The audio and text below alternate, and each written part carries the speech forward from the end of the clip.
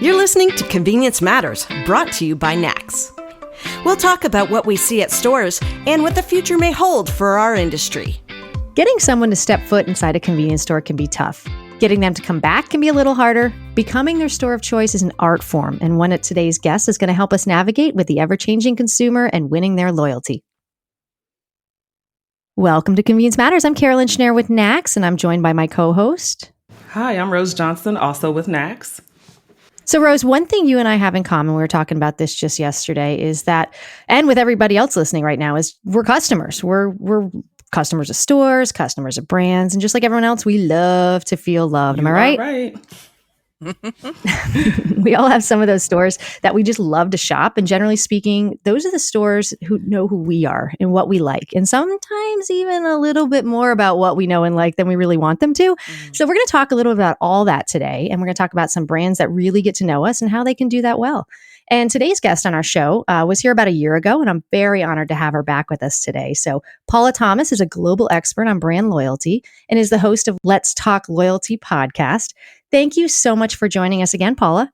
Thank you so much, Carolyn. I had such fun doing this show with you last year, so I'm thrilled to be back again. Fantastic. And so when we talked last year, we were thought we were pulling out of a global pandemic, and yet here we are. We're still trying to get there. But at that time, you gave us some great ideas in global retail stores and what they were doing to lead the pack in loyalty programming beyond just a punch card and telling us welcome back. So I just want to dive right in. And I'll put the show notes with the last year's episode so folks can listen to that as well. But what are some of the global best practices that we touched on last year this time? Sure. Which would have been in 2020, that folks are still doing really well that we hope kind of stick around past this moment? Yeah, it's a great question, Carolyn. And I certainly listened back to our episode from last year. So you're right, it was October 2020. We thought we were through the worst of it. I still feel now at this point we have a way to go. But I guess from a loyalty perspective, we talked on, I'd say 5 or 6 really big themes that were emerging in the field. Some were already, I suppose, becoming important to customers, but I definitely feel they were accentuated and certainly accelerated by changing customer behavior. So in order to look back, I kind of thought there's probably 2 main ways I think about loyalty now. So like you podcasting as much as possible about, something I'm very passionate about. So there's almost an endless series of topics to cover, but in its simplest form, I think for loyalty, first of all, I think there's the mindset of loyalty. So that's extremely important and very different, I think, to think about than the mechanics of loyalty. So when I look back to a year ago, I suppose the first thing that kind of happened in terms of the mindset was there really was this increased focus on trust.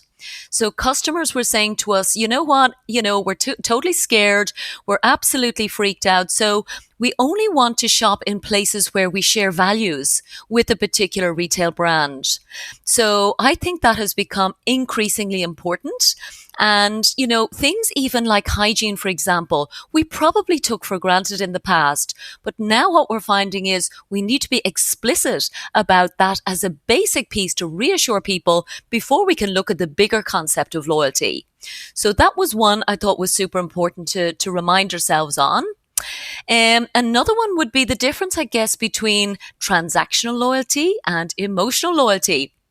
So anyone who's ever listened to my show would hear us talking about this a lot. I'm sure all of your listeners are very familiar with all of the big loyalty programs, which probably really originated in the airline sector. So we're all very familiar with our points and prizes and coupons. But really, when we start to think about emotional loyalty, it's a whole different ball game. So that is definitely, again, being accelerated, and people are paying more attention to how do I feel about this brand. And there was some great research as well, Carolyn, recently, which totally emphasized this point, which was talking about, I suppose, our perception about how are we being loyal to the brands, but also our perception on, is this brand being loyal to us? So it's an extraordinary difference of opinion, in fact, where what we're hearing is customers are like half as convinced as the brands are as to who's being loyal to who. So brands think they're doing a great job, but actually customers aren't convinced. So definitely that's all the mindset stuff. So does that make sense in terms of what we started with last year?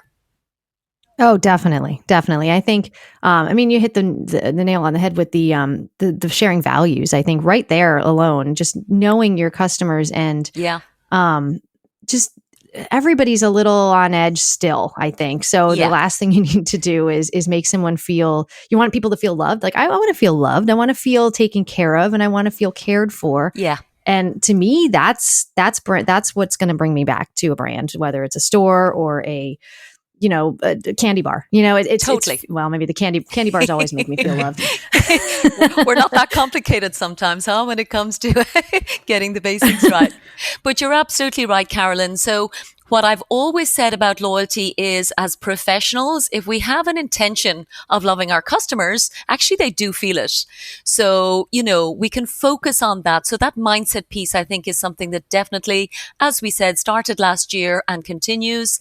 And then just on, I suppose, the mechanic side of how our industry is evolving, there was two that I touched on last year. One was gamification, and the other was subscription-based loyalty. And pleased to report, I mean, certainly gamification has been around for a very long time. And I think what we found through this last year or so, when you don't have the opportunity maybe to go in stores as you might have in the past, then you probably do appreciate the opportunity to have fun. So if there is a digital connection, you might engage in that outside of your store experience. So that definitely has a role to play. And then subscription loyalty is a huge topic, Carolyn. I don't know if you've touched on it separately, but definitely we launched, I suppose, last year with, I suppose Panera Bread was the big example.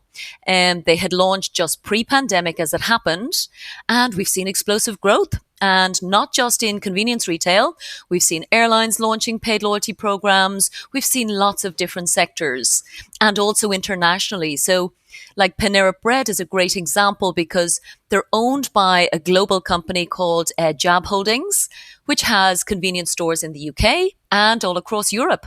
And they've taken the model from the US and they're rolling it out across Europe. So something's working. It's not obviously nothing's guaranteed in business. Obviously, we have to take a lot of things into consideration. But I would definitely say even the likes of Circle K with their car wash are doing lots as well. So very exciting times in terms of that new, I suppose, mechanic for loyalty programs.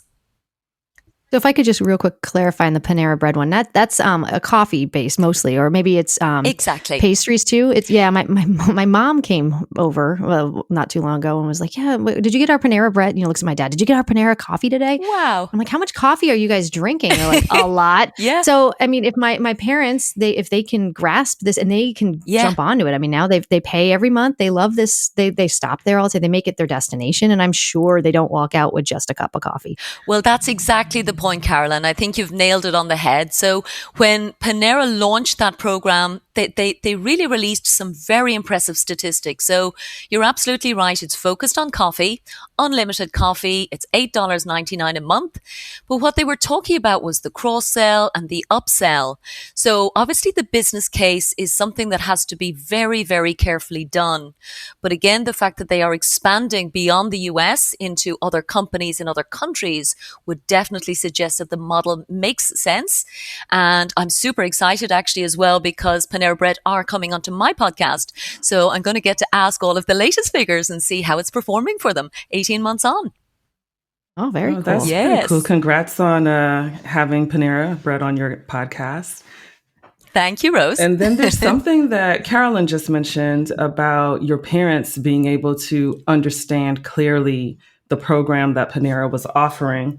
And Paula, I was listening to the podcast you did with Phil Devlin, and that was something that was pointed out, that transparency was a part of what is required and making it clear and easily understandable. He spoke about, I think it was airlines, I believe, at that point that he was talking about, and how they had switched from a mileage-based point system to dollars. And, I thought that was hilarious because in the past, there were some airline programs where you'd have like all these hundreds of thousands of miles, and then you'd go on to see what you could pick out. Like, what can I pick out? I have all these miles. And it's like, oh, well, you get a wallet. You get this little tiny wallet for all those hundreds of thousands of miles. Can you speak a little bit more on that? Yeah, there's actually a lot of points, Rose, and you're right to pick up on it. So Phil Devlin is an incredible loyalty professional based down in New Zealand, and you're absolutely right. His background is with Air New Zealand and Qantas New Zealand, and currently working for Countdown, which is a really big grocery chain. So he touched on a couple of things. For example, he mentioned the plain language bill, and I really think that's something that speaks to all of us. With, as you said, the complexity about the currency, for example, I think is something that has always done a disservice to loyalty programs in the past. So simplifying into a way that the customer or the member can understand what is the benefit of this loyalty program. Like, why am I giving it my attention? Like, New Zealand has an extraordinary level of loyalty penetration, probably the highest in the world, actually, I discovered when I was talking to him. But they have had to pull back to this level of respect and simplicity. And in fact, even one of my own shows, I think if I look at my top 5 shows, within them, there is one all about simplicity.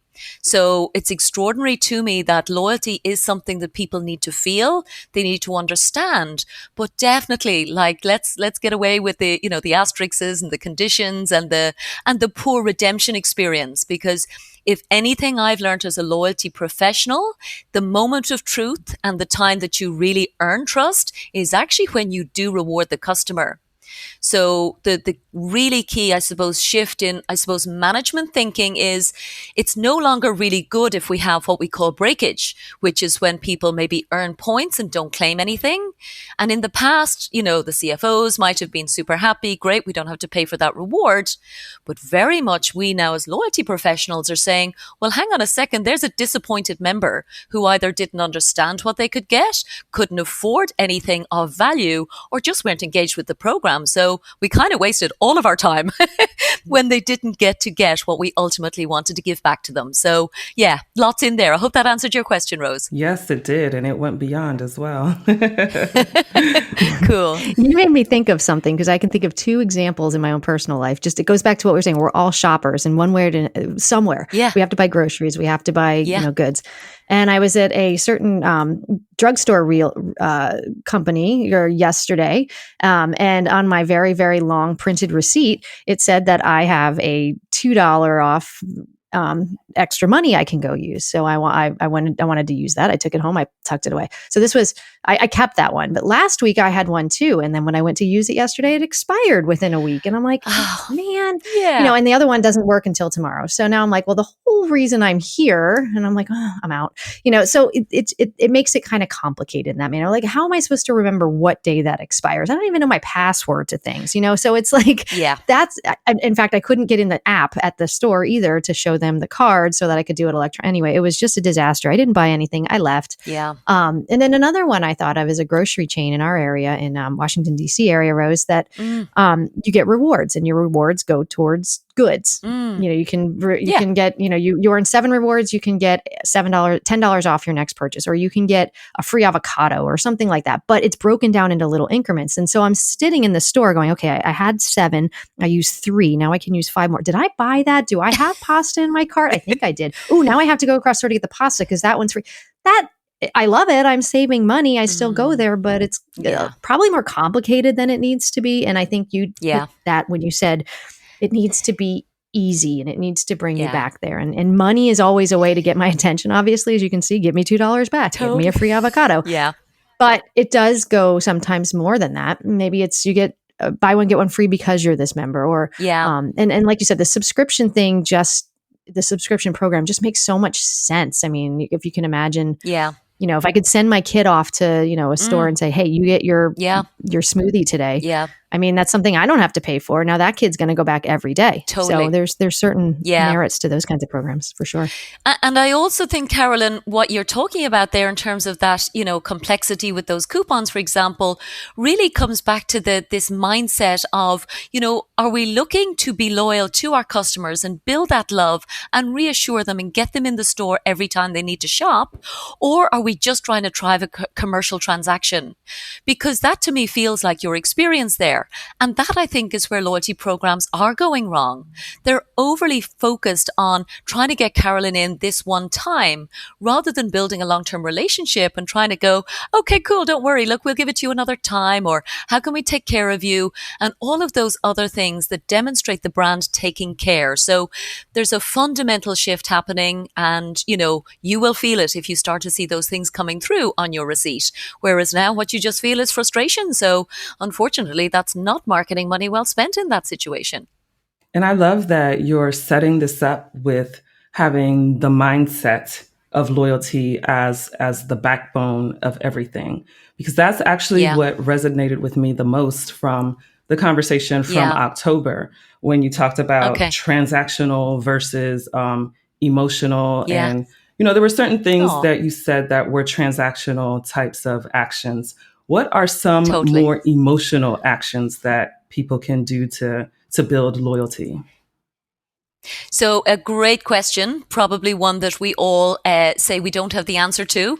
So this is probably the result of lots of brainstorming, where I suppose it has to be a balance, Rose, between something that feels special to the individual, but also that can be done at scale. So that's why it's quite a complex thing to do. So when we did talk about it last year, I know I gave the example of McDonald's, which had like a gift card, for example, where they put unlimited coffees on some gift cards, handed out, I think it was about 5,000 cards, and just let people pass them and pay it forward to each other. So get your free coffee and pay it forward. And what I thought was amazing about that example, Rose, was that's not a structured loyalty program. There's no points involved here, but it means that somebody can enjoy something back from the brand and share it with somebody. So I thought, as a brand example, McDonald's did it really well. And I'm sure McDonald's now do have a loyalty program, certainly in the US. So I'd be dying to get into that particular story. I haven't done any work on it yet myself. The other piece, I guess, around emotional loyalty is the whole piece about being relevant in a local way. So it's all great to do, checks for charity and create those kind of ideas. But actually, if it doesn't make sense to me, or if I don't feel connected to a community, then I probably haven't achieved emotional loyalty. And one actually reminded me, Rose, I did one of my favorite episodes, in fact, was with IKEA. And it was just in January. So I think it was exactly the injection of, just global expertise that certainly my audience really loved. Again, it's a very popular episode of mine. But what IKEA were talking about is they have a family program, and there's lots of benefits within that. So, for example, free tea and coffee on midweek days. So really simple, powerful benefits. So I can imagine, particularly if I was a mom, I could see Carolyn nodding right there. You'd probably want to bring all the kids in, all of a sudden on an off-peak day. So immediate benefits. But the genius piece, and to answer your specific question about the emotional loyalty, what IKEA realized is actually they have a community of people who all love the brand. And obviously IKEA is doing its best to love the customers. But the missing piece that they identified was those customers can support each other. So if I buy a piece of IKEA furniture, for example, case in point, I'm probably not very good at assembling it. So I might need to ask somebody else advice, and it might be IKEA, but it might be another member of the IKEA community. And I think what they particularly nailed there was there is absolute power in people feeling part of something bigger than themselves. And I think there's a lot of loyalty programs can say, oh yeah, that community idea means, I'm part of the IKEA community now. So that's definitely an emotional connection, nothing to do with how much money I spend there. I just feel connected to them. Oh, I love that. And I'm with you. No one really knows how to put them together. No one. If anyone listening right now has ever put together a piece of IKEA furniture in first try without ever putting something on backwards, totally. You're my new hero. I know. It's a brilliant brand, and I love them to bits. But there is that frustration about how can I get extra support? And again, the point they were making was around it's also in the design phase, because from an environmental perspective, they announced actually back in January discontinuing the catalogue, which we've all used for our inspiration. So instead, they're going digital and they're going community. So again, what a great way to bring people together. Yeah, that's for sure. Now I have one question. So I'm going to sort of pivot, but look at like the opposite of best practices. I mentioned it in the beginning, and you also talked about it on one of your shows. Is when brands get a little bit too much in your business. So in other words, they maybe I know it's called, I think, remarketing, when it shows up on the side of your whatever web page you're on. It's like, you might like, just all the and you're like, no, that was supposed to be a Christmas present. And now my husband just saw that on my thing. Oops, something like that. So are there some examples of what not to do, especially as technology and the data behind loyalty catches up with everything else? Yeah. No, it's a great question, Carolyn, and you're absolutely right. So the episode you're talking about was really quite a shocking story about data being used in a way that was completely unexpected, first of all, by the person, certainly not with his explicit permission. And this gentleman, his name is Richard Jones. He is the Chief Marketing Officer of Cheetah Digital, very big loyalty technology company. And Richard gave an example, and it was in the US. And I did specifically ask that question because I'm sure data laws are very different around the world. Certainly in Europe, where I'm from, this probably couldn't have happened. But what Richard explained was he found it really creepy because all he had done was basically take an Uber from home to go to a hospital for a very specific operation, which was a hernia operation.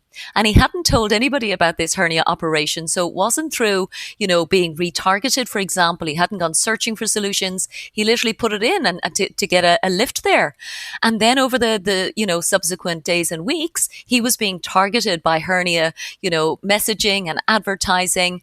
And he had to really think through, where could that information be coming from that's freaking him out, that they know his business, and absolutely he had no idea. So you're absolutely right about data is powerful, but it needs to be used, I think, again, with the mindset of loyalty, actually, at the risk of repeating myself.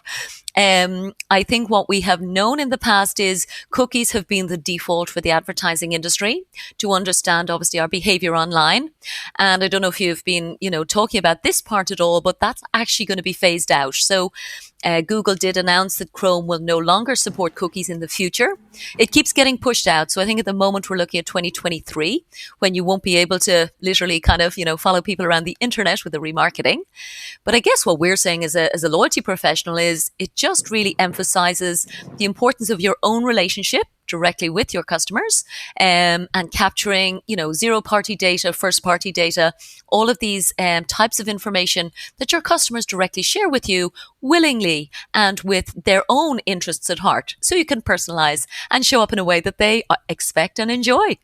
That's very smart. And I know in the United States, our rules are not as quick to catch up with everything else. So that's interesting that it happened here. Yeah. Not surprising, but interesting. Yeah. And Paula, offline, you and I were talking about another thing, or another, thing that is possibly could be the next frontier in loyalty, or a vehicle for getting customers to pay attention to, which is WhatsApp. And Rose, do you use WhatsApp at all? I do use WhatsApp. I'm not consistent, but I use it. Yeah. Well, so that's something Paula and I were talking about when we were preparing for the show, because for those listeners in America, I guarantee half the people that are here are like, what's WhatsApp? What is that? So it's a text. You can probably maybe even explain it better, because it's a text-based platform. It's basically like a software, an app that you can use to text. It's the same exact thing as iMessenger or regular, phone number texts. Yeah. But here in the United States, we don't use it. We don't know. Most people don't even know what it is. But anyone that does use it, I did a little Facebook poll on my own personal Facebook page and asked all my friends. Yeah. They only use it to communicate with people not in the United States, for the most part anyway. Yeah. Right. Whether it's relatives or friends overseas, or for us, or vice versa, or when you're in another country, but not here, but outside of the United States of America, it is like the communication platform. Yeah. And so Paula, to go to the actual question here, you mentioned this could be a way that people are getting in touch with other people. Can you explain, where you've seen that happen, or some things folks haven't heard about? For sure. Yeah.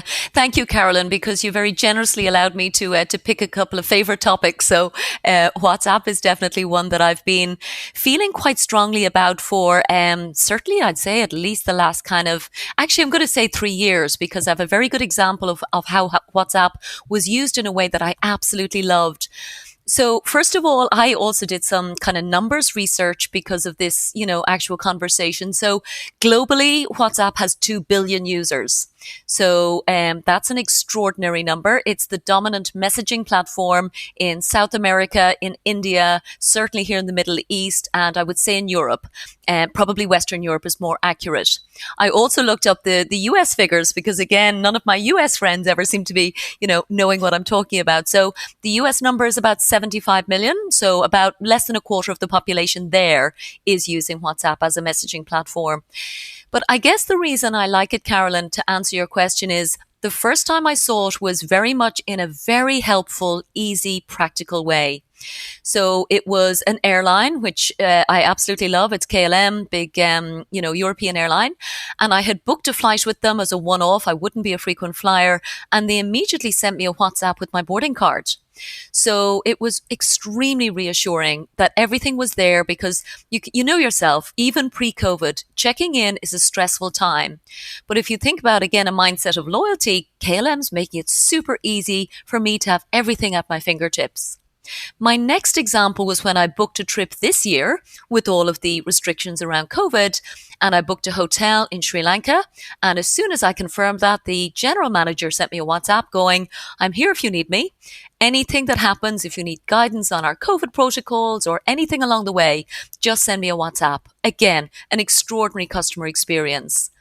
And I guess the reason I'm excited about it, Carolyn, is I think there's a certain level of jadedness, dare I say it, when it comes to apps. Like, we actually, most of us don't want to download them, pardon me. And I think what we've seen in places like China, for example, is there's like one big super app and you do everything there. So a brand can easily connect with you and it's much more coherent. Whereas we've got different apps for everything, I got to have Facebook, I got to have WhatsApp, I've got to have too much stuff. So with the simplicity in mind, I believe that platforms like WhatsApp, first of all, should be easily used, for example, to check your balance, your points balance. Like, what are my coupons? What can I get? What's going on? And specifically customer support. So there is a WhatsApp for business, which is definitely being trialed in Brazil and in India.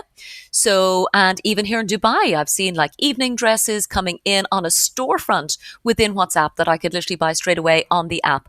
And a friend of mine actually just bought her car on WhatsApp. So when I see potential, I just think nobody's done it yet as a full loyalty proposition, obviously in terms of connecting with a points database, for example. But I feel like it's something that's got to be done. So I hope somebody listening is going to build a loyalty program on WhatsApp for us. Yeah, I've actually had the airline experience with WhatsApp. And oh, cool. Originally, I didn't trust it because I'm like, well, why do I have to go through WhatsApp? I just want to call and speak with someone. But it was so seamless. It was awesome. I was able to quickly switch over and redeem some tickets for my parents to come visit. It was nice. Cool. It was really nice. Yeah. I'm glad you had a good experience, Rose, because again, sometimes it's badly done. There's like a chatbot which doesn't understand your problem. So in that case, obviously, you can damage the relationship and damage the loyalty, to your point earlier, Carolyn, about how can you do loyalty kind of badly. So that would be a poor experience. So I think if you're going to do it, you have to do it right. So that can be our next October's discussion is all these brands that heard this episode and started a WhatsApp program to get us all engaged. So that we've talked a lot about your show and I know you've got you mentioned some great guests that you have coming on. Tell us a little bit about where we can find you and more about your show and maybe what's coming out in the near future. Thank you, Carolyn. That's very kind of you. So absolutely. I'm super excited about all of the guests. The other one, which which I didn't get a chance to mention, is one that I think is going to be very exciting in December, which is with Fred Reichelt, which many of your listeners may know as the creator of Net Promoter Score. So a real leading thinker in the world of loyalty. I think The Economist called him the high priest of loyalty. So big praise from Bain and Company. But in general, letstalkloyalty.com is my website. All of my shows are hosted there. Obviously, I'm on Apple Podcasts and Spotify. So if you just type in Let's Talk Loyalty, I'm super easy to find. And super easy to talk to. So, Paula, I thank you for joining Rose and I today. It's always wonderful to reconnect with you, and I hope to do it again soon. So thanks again for all your ideas, Rose. Thanks for being with me, and thank you for listening to Convenience Matters. Thank you, guys. Convenience Matters is brought to you by NACS and produced in partnership with Human Factor. For more information, visit convenience.org.